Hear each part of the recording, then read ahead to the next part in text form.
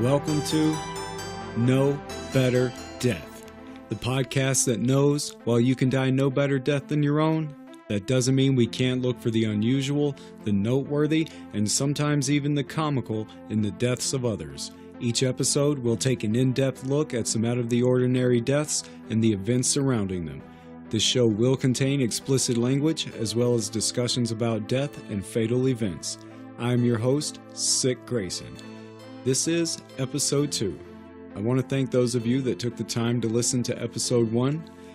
That thing was an abortion. I was nervous. You could hear my lip and throat noises. I had trouble with the volume. I think I sounded funny, which I know everyone says when they hear their own voice, but I feel like the whole thing sounded like poop. Plus, I did research for days, typed up a 6-page script, thought I had so much material, turned out to only be 32 minutes. 32 minutes. I know there are podcasts out there that run anywhere from 15 to 45 minutes, but most of the ones I listen to come in at like an hour and a half, so it felt really short to me. But I guess it is what it is. Maybe this show will just be one of the shorter ones, perfect for your busy, fast-paced modern lives.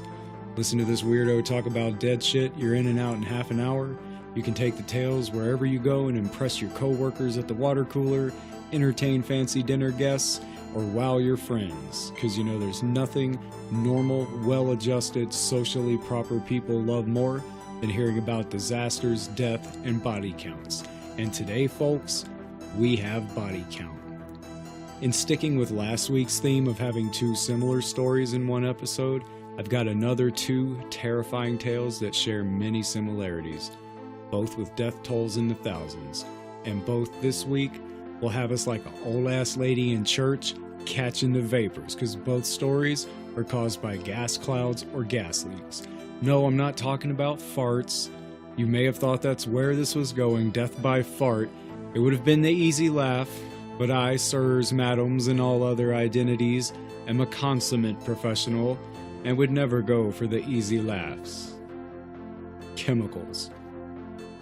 Despite them being extremely dangerous, we use them in everything from our food, clothing, and shelter, to office products, bombs, and fuels. Why is everyone dying from cancer?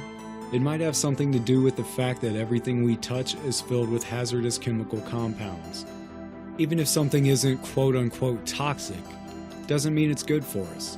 Just because we can ingest 60 parts per million of, I don't know, fucking arsenic or something without immediately vomiting ourselves to death, doesn't necessarily mean we should. I think we should stop adding chemicals to everything just because we can, just because it's cheaper, just because it makes manufacturing something easier. There's poison in our water, in our air, and in our food, and we put it there.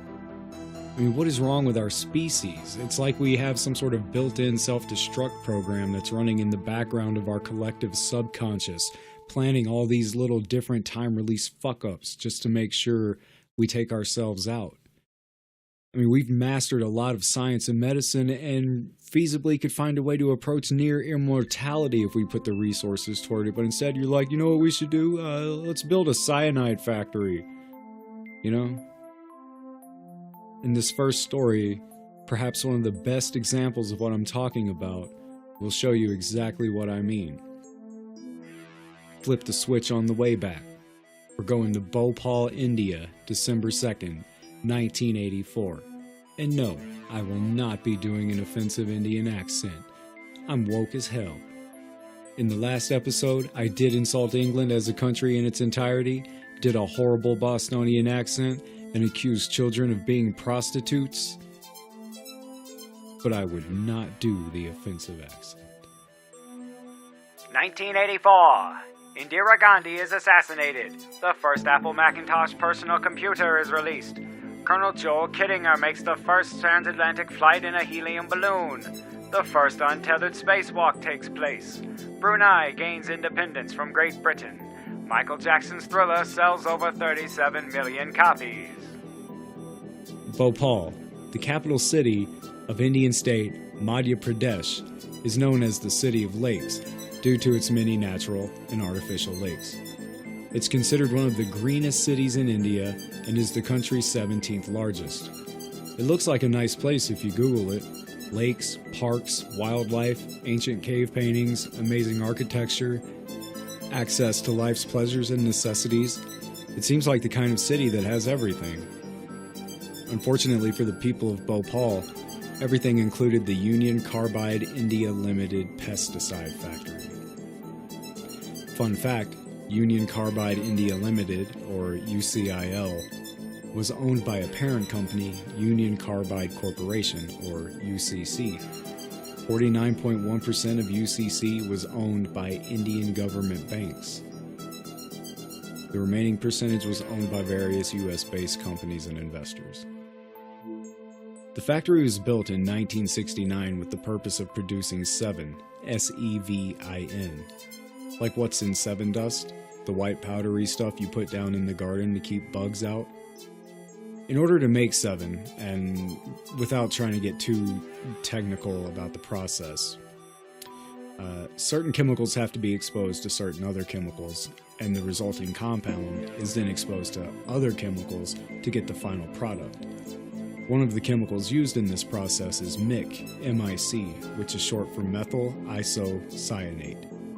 This chemical, in its gaseous form, is what would eventually leak out onto the town of Bhopal. Originally, isocyanate was brought to the factory from somewhere else, but over time production of Sevin grew to the point that it was more cost-effective to build an on-site facility to produce the isocyanate than it was to have it shipped in. So in 1979, a methyl isocyanate plant was added to the existing factory. This was the first step toward what would become the largest industrial accident in history. Even before the MIC plant was added, the factory had its share of problems. Workers had been complaining about pollution, maintenance issues, and safety conditions within the plant since the mid-1970s. Between 1981 and 1984, at least 47 workers had been harmed or killed in no fewer than 6 separate incidents.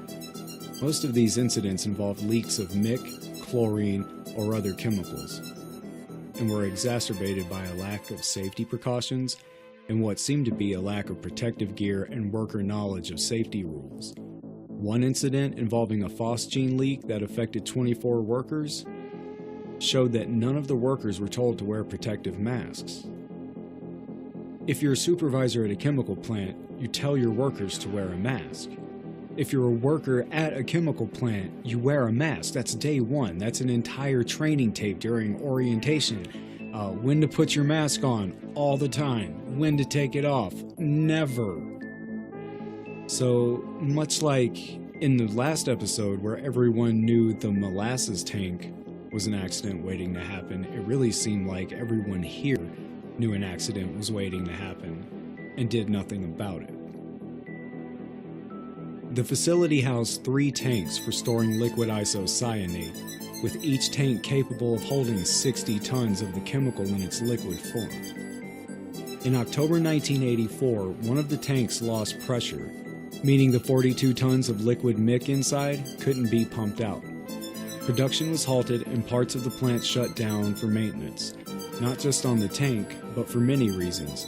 The flare tower needed to be repaired, the boiler that cleaned the pipes was broken down, vent scrubbers were busted, safety systems had failed, and more. Basically, this place was falling apart around the workers, and they were doing what they could to put a band-aid on it so they wouldn't die during their shift. In late November, production of Sevin resumed, despite pressure in the tank still being out, despite malfunctioning safety systems, and despite many valves and pipes being in poor condition. During the late evening of December 2nd, water got into one of those pipes, most likely by way of someone trying to unclog it because the boiler that kept the pipes clear was still down, and that water got into the depressurized tank. Methyl isocyanate and water do not mix. Introduction of water to the MIC tank set off an exothermal reaction.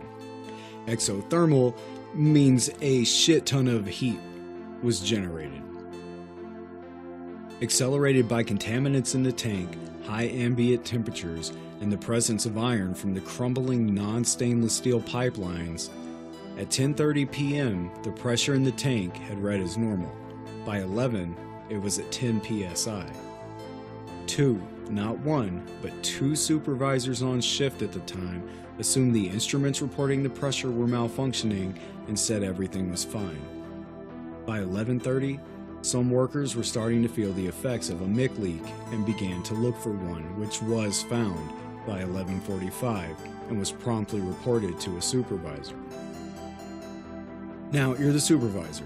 You're told there's a highly toxic chemical leak being turned into a gas and leaking into your building. What do? I mean, maybe it's just me, but I would say evacuate all non-essential personnel from the building, notify all law enforcement, medical facilities, and media outlets in the area, call for an evacuation and tell them to get ready for something to go down. Then you and whoever is left on site start looking for the leaks and trying to fix them. That would be the perfect reaction to this scenario and is the exact opposite of what happened. This supervisor, and I can't find a name, I wish I could because I would love to talk shit about this guy, he says, tea break is at 12:15, we'll look into it after that.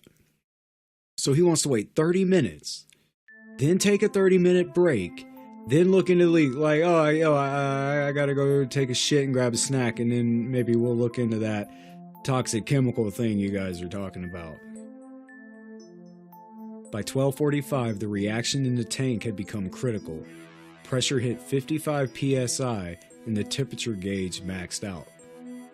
Workers reported seeing the concrete slab over the tank crack as the emergency relief valve burst open. At this point, atmospheric venting of the gas had begun, meaning it got to the point that they had no other option than to just let it out into the air outside the factory. Now, this was obviously meant as a last resort, but every other safety device was offline. The refrigeration system that cooled the tanks had been down since 1982 and had no freon. The flare tower that was supposed to burn vented gases before they reached the atmosphere was out of order, waiting for a replacement pipe. And even if it had been in working order, was deemed too small to neutralize that much gas. The vent scrubbers, devices that are supposed to inject a gas neutralizing compound into the ventilation system, had been deactivated, and even if it were online, the soda mixture it used to neutralize the gas wouldn't have been strong enough to handle this leak. There are so many problems here, you can't tell what the problem is. Is it that all the safety precautions were down, or that they weren't designed to work in the first place? And at this point, I'm imagining the supervisor of this factory as the Domino's Pizzanoid, except instead of hindering pizza deliveries, he's there to hinder proper communication and maintenance. And the employees have to be gremlins, not cuddly Cosmo Mogwais, but 8 after midnight, took a shower, and have been running around the factory for months. Gremlins, unplugging stuff, cutting cords, pulling things out of the wall, and breaking everything they can. That's the only way something can get into this bad of shape. But it was. An emergency alarm was sounded at 12:50.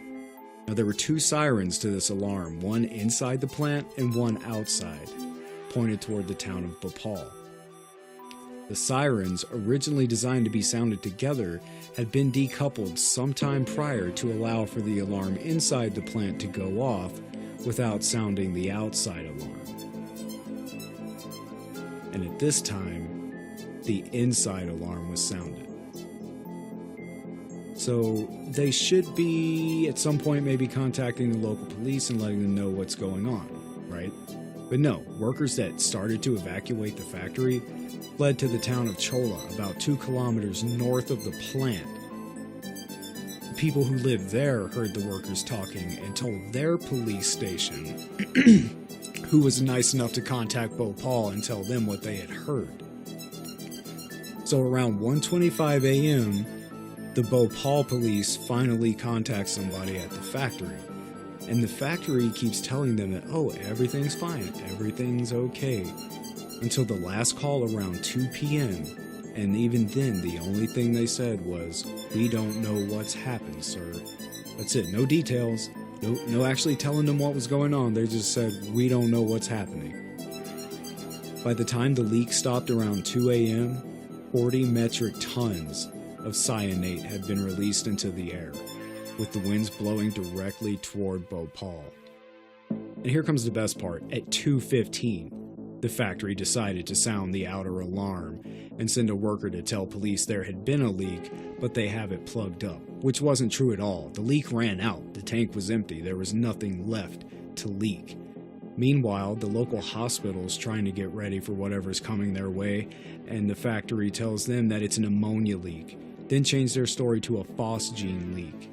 Then a third time they finally decide to be honest and tell the hospital what it was. They called it a MIC leak, not a methyl isocyanate leak. They called it a MIC leak, and the hospital staff had no clue what MIC was, received no information about it from the factory, and assumed, probably correctly, that they had no antidote for it. And at no point was the public notified of what was going on. Most townsfolk found out about the leak when they went to investigate the commotion outside or were jolted from their sleep unable to breathe. Lab simulations would later conclude that the cloud also likely contained chloroform, chloromethane, hydrogen chloride, and carbon dioxide, as well as a bunch of other nasty stuff. Luckily, hydrogen cyanide had not been created during the leak, or we would be talking about the death of every single life form for miles. Initial effects of MIC exposure are coughing, eye irritation, eyelid twitching, burning in the respiratory tract, breathlessness, or feelings of suffocation, stomach pains, and vomiting. Upon feeling these effects, people began to flee the town. Those with vehicles fared far better than those without, as those who left on foot inhaled much more of the gas.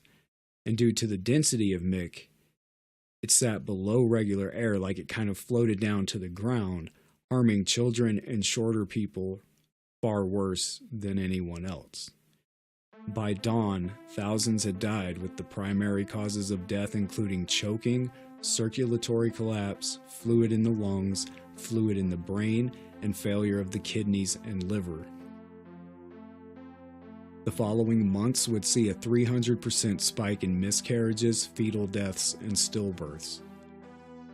The healthcare system was immediately overwhelmed. 70% of doctors in the area were underqualified for this kind of event.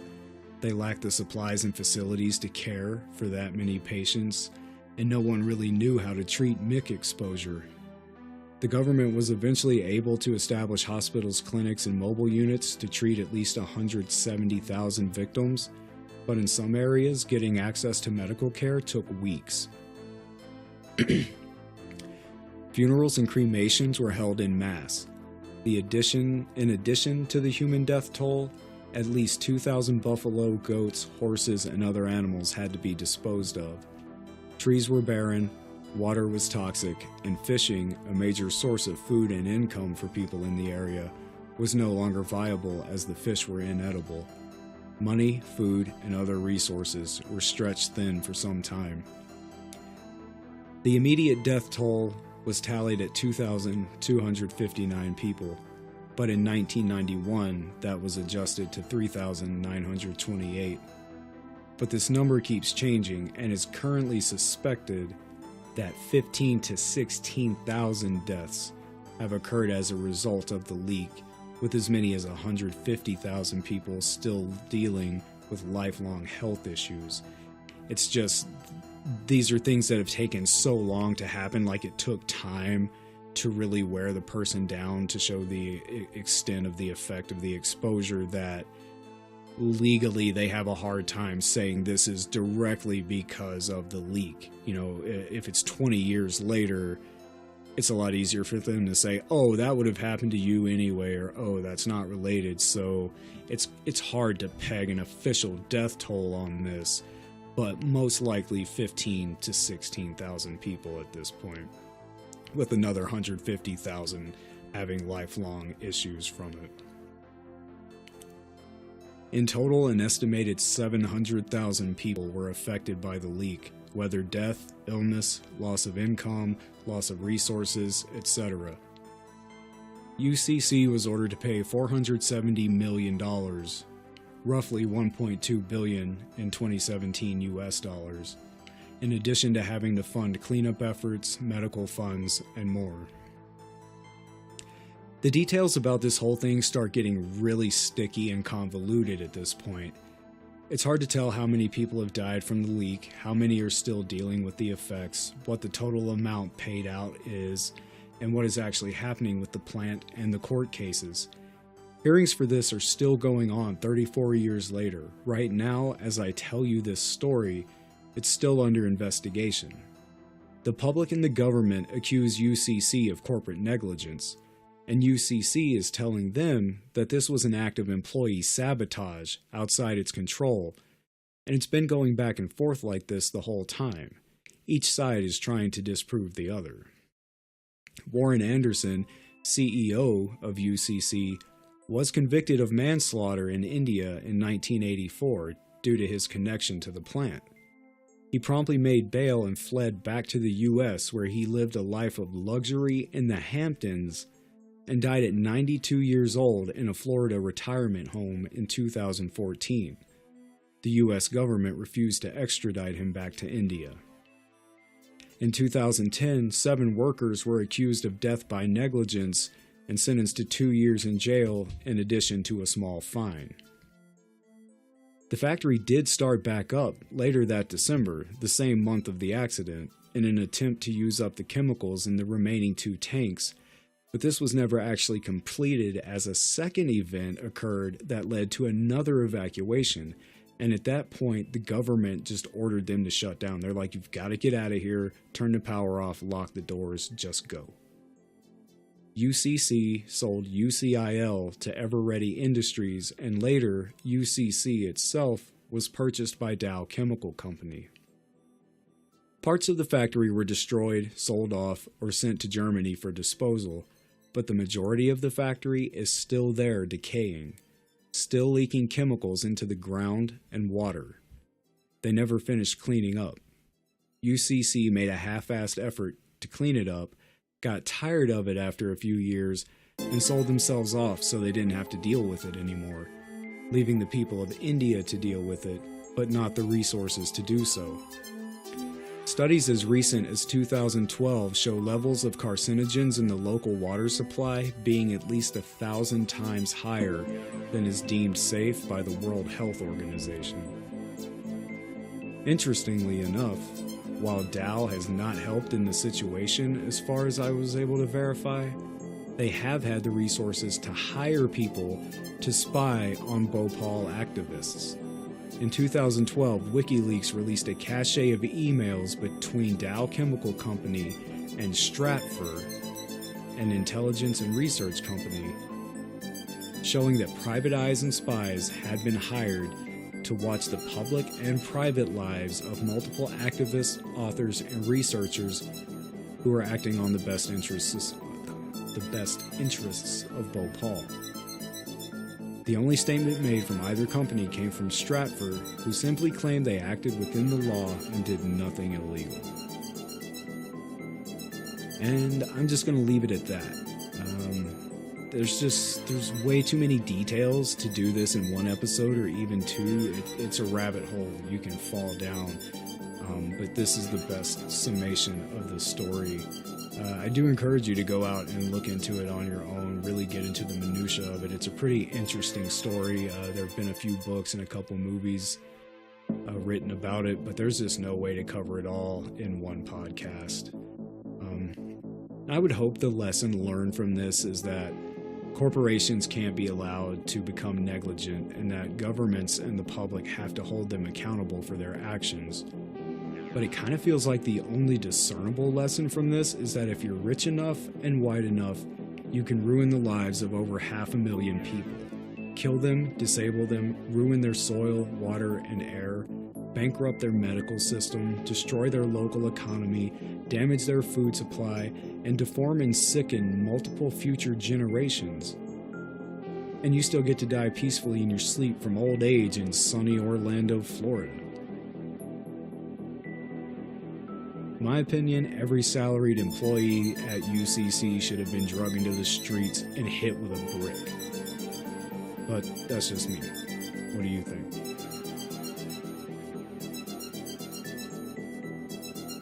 Five fast facts about death. 1. Within 3 days of death, your stomach acids start dissolving you. 2.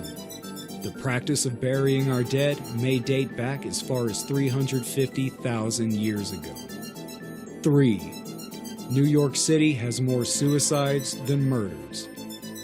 4.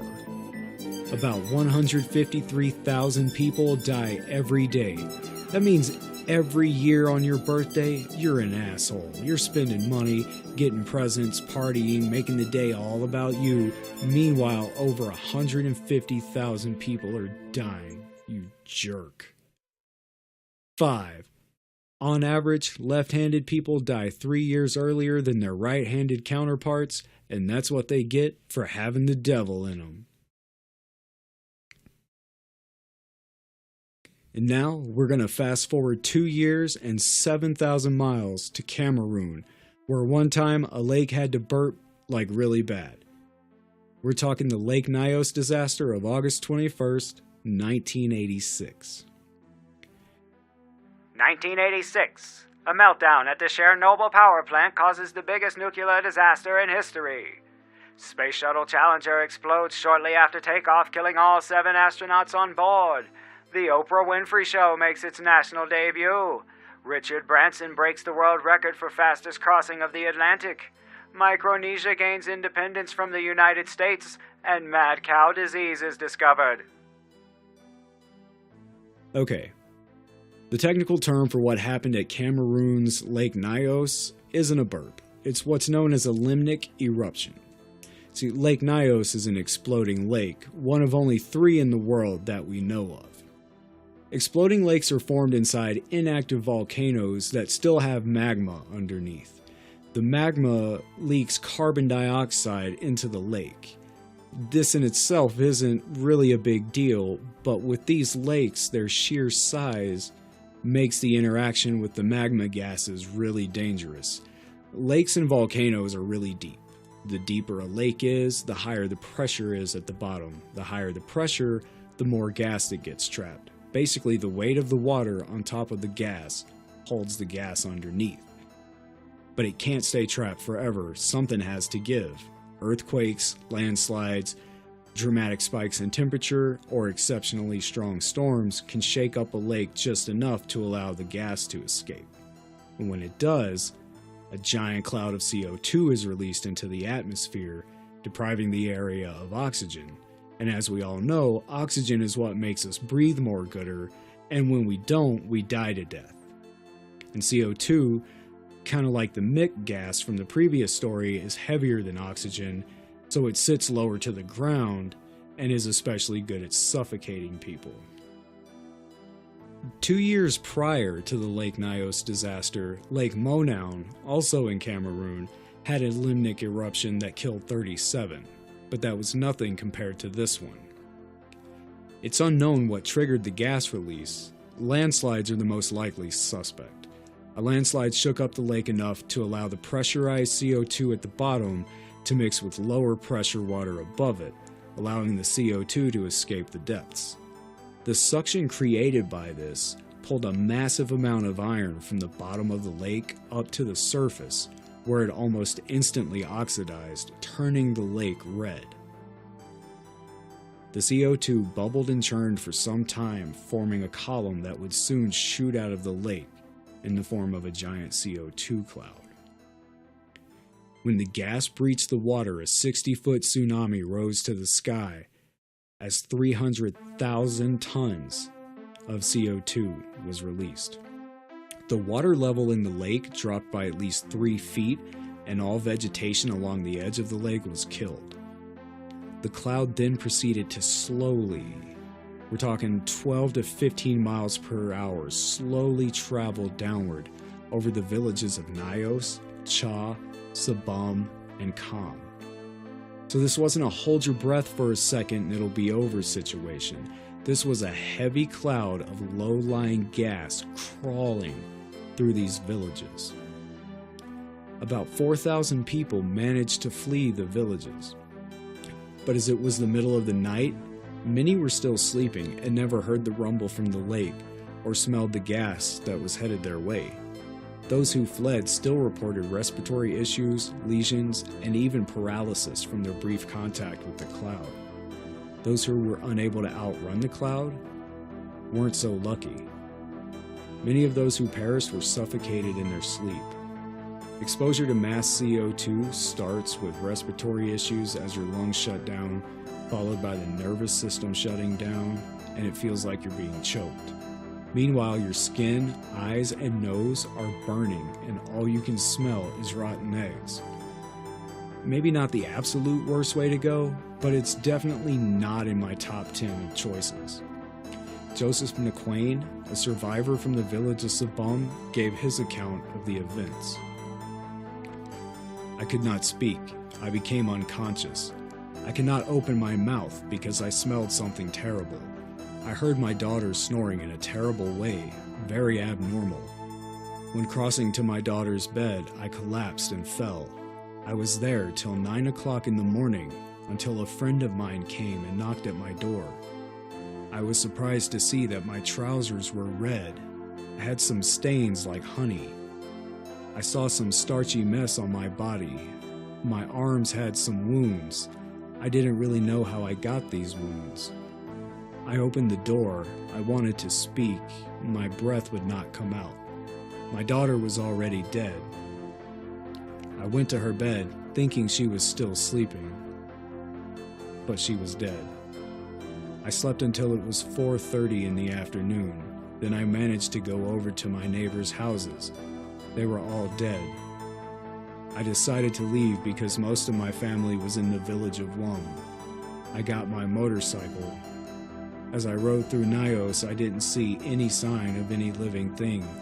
When I got to Wum, I was unable to walk, even to talk. My body was completely weak.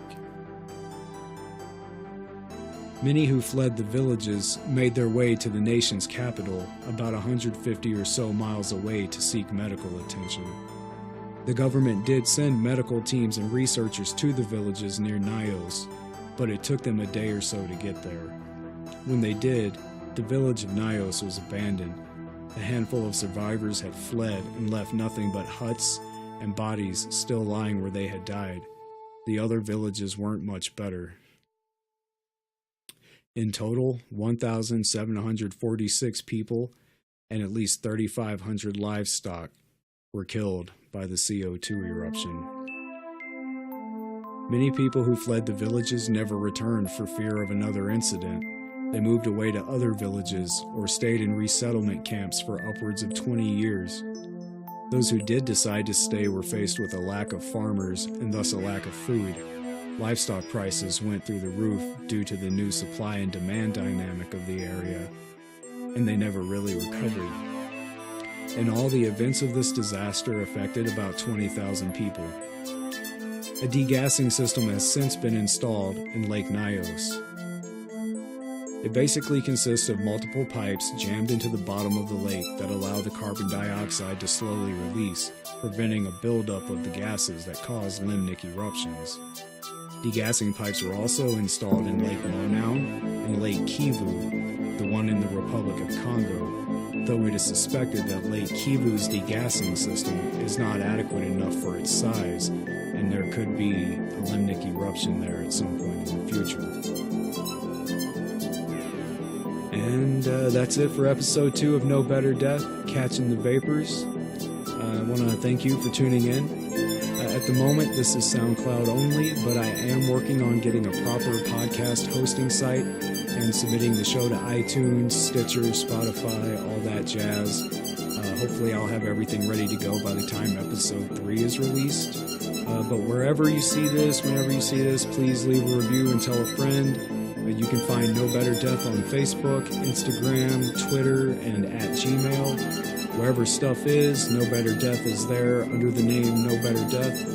Send me a message or an email with any interesting death stories you may have, any stories you want to hear discussed on the show. your thoughts on how you do or don't want to die. Whatever you got, send it my way. You never know what'll make it onto the show. The more you give me, the more I can give you. I can come up with segments and have more material. Keep making the show bigger and better. Get a lot of interaction going on between me and you guys. Until next time, I am Sick Grayson. Try not to die.